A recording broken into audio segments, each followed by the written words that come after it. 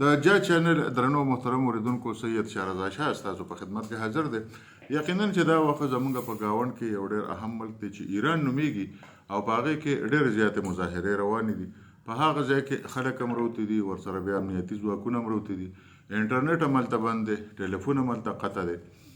د واضحه حالاتو پته نه لګي، خو یقینا چې زمونږ کومې ذرایع دي نو هغه دا وایي چې په ایران کې حالات ډېر زیات خراب دي، ځکه چې یو خوا خو د ایران په لکونو خلک روتې دي او د موجوده رژیم په خلاف چې آیت الله خامنه‌ای یې مشري کوي او یو سختګیره کټر مذهبي حکومت دی، د هغه خلاف مظاهرې کوي. او بل خوا خلک د خامنه‌ای چې کوم ځواکونه دي هغه روتې دي، هغه په خلکو باندې بېدرېغه ډزې کوي. وروستي راپورونه وایي چې په څو ورځو کې دغه ځای کې تقریبا 12,000 کسان عام خلک وژل شوي دي، فوجیانو وژلي دي.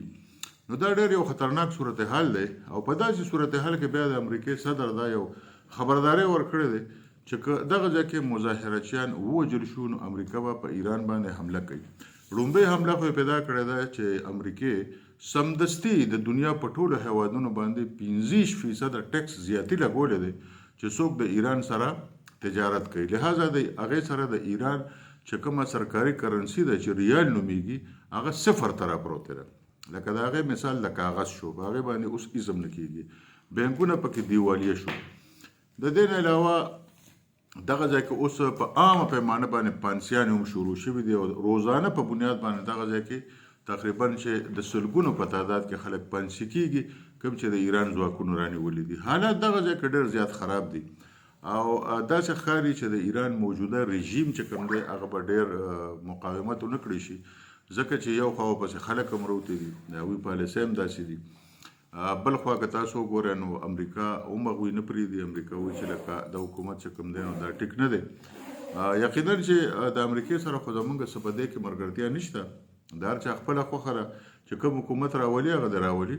خو په ایران کې چې کوم موجوده حکومت په 1979 میلادي کال کې راغلی دی هغه وخت کې خمیني مشر او اوس یې خامنه‌ای مشر دی، نو دوی په ټوله دنیا کې د شیعه او د سني مسله را پیدا کړې وه. د رضا شاه پهلوي په وخت کې د شیعه او سني مسله نه وه، خو که تاسو وکتل چې کله دوی هسې په نوم باندې یو شیعه انقلاب راوسته نو دغه شیعه انقلاب نه پس په پاکستان کې، په سعودي عرب کې، په یمن کې، په عراق کې، په لبنان کې او په ډېرو اسلامي ملکونو کې د شیعه او د سني مسله راوچته شوه.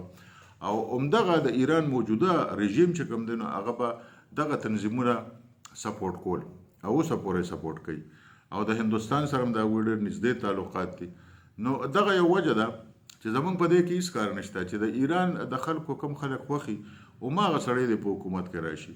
د پاکستان چارواکو له پکار دي چې د ایران د خلکو چې کم خواهشي د هغې احترام دی وشي او چې د ایران خلک څوک په حکومت کې راولي بیا هغه ریاست سره او هغه حکومت سره روزګار پکار دی.